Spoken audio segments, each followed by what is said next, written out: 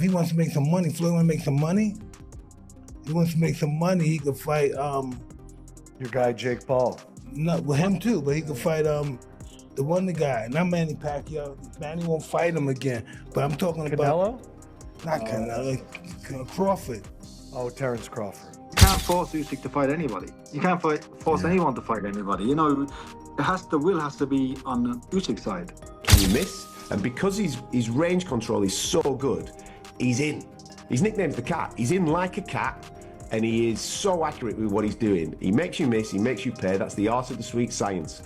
It is the art of getting hit. If Floyd Mayweather really wants to make money, there are plenty of options. He could face Jake Paul, or even a big name like Terence Crawford. But make no mistake, one man Floyd would never step in the ring with is Oleksandr Usyk. Mike Tyson recently explained why, saying Floyd made heavyweight money without ever taking heavyweight risks. According to Tyson, if Floyd ever comes back, it will only be for cash and... I'm going with heavyweight. Right. Yes. Yeah, Floyd feels like in a different category completely. He made heavyweight money, but I'm talking about the heavyweight slugger. Yes. I don't know if we're ever going to get to the heavyweights again. Huh? Speaking of Floyd. No, that's going to come back again. Always come back. Speaking of Floyd, him and Roy Jones been going back and forth. If they were to fight, give me your opinion on who you think would win and why. And would people want to see that fight now? Well, listen, people are all going to hate on Floyd, so they will want to see the fight. They want to see Floyd get beat. But are they going to fight? I know they're going back and forth. I don't know. Yeah, I don't think they would matter. If he wants to make some money, Floyd wants to make some money. If he wants to make some money, he could fight your guy Jake Paul. No, with him too, but he could fight the Wonder guy, not Manny Pacquiao. Manny won't fight him again. But I'm talking Canelo? Not Canelo, Crawford. Oh, Terence Crawford. Carefully chosen low-risk opponents, never someone truly dangerous like Usyk. Tyson believes Mayweather would get destroyed against the Ukrainian champion. And Tyson has a point. Usyk has reached a level where he doesn't need to prove anything else. Olympic gold, undisputed at cruiserweight, multiple wins over Anthony... Which he doesn't have to do probably because his legacy is secured. He's done basically everything in boxing.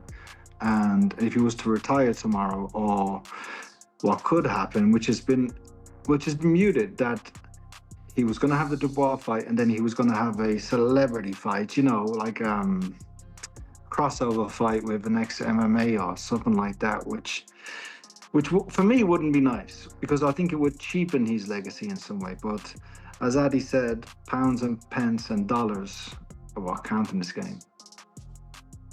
Andy, have you spoken, or has Spencer Brown or Frank spoken to you? Because to be fair to Frank, I've spoken to Frank twice since the fight, and he does always say, it's Joseph Parker next, it's Joseph Parker next. And he says it with a bit of force as well, as though he's promised you guys that you will be next in line. Has there been a conversation with Frank as to what happens with Joseph? Because I almost feel sorry for Joseph now. It's got to the stage where every time I see Joseph, I'm like, okay, look, when are you going to fight? When are you going to fight? And he has this face of, I don't know. And it's upsetting for me as well just to see him on the sidelines. Yeah, it's very frustrating for him and for us as a team. But I had a brief conversation with Frank Warren as we were walking back from the ring. I said, it has to be Joe. And he said, we're going to push for Joseph.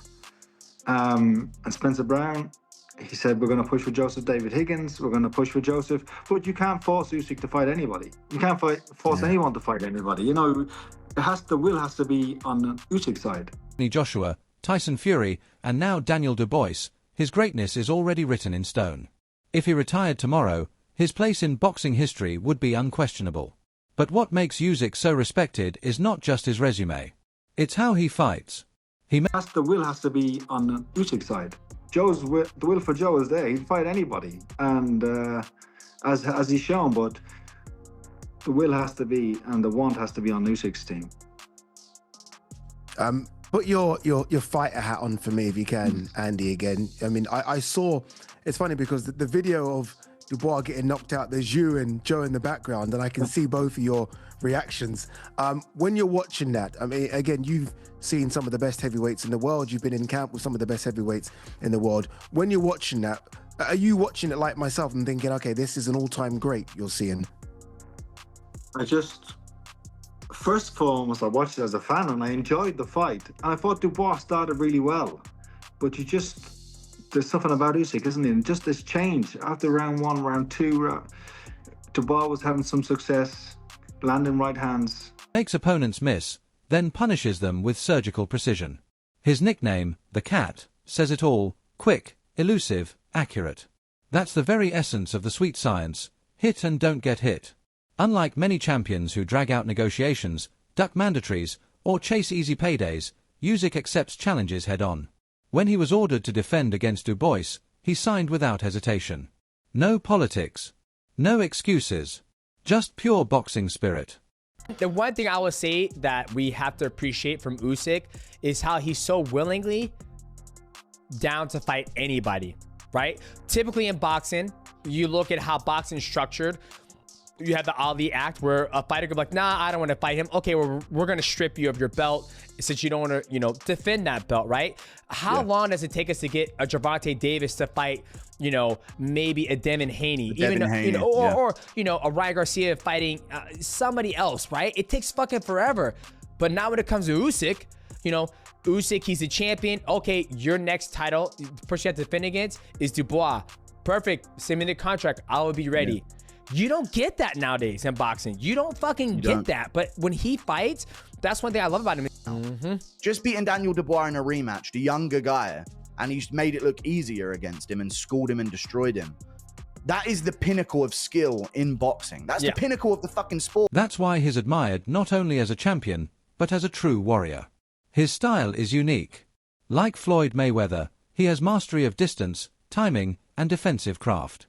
But unlike Floyd, he's never shied away from dangerous fights.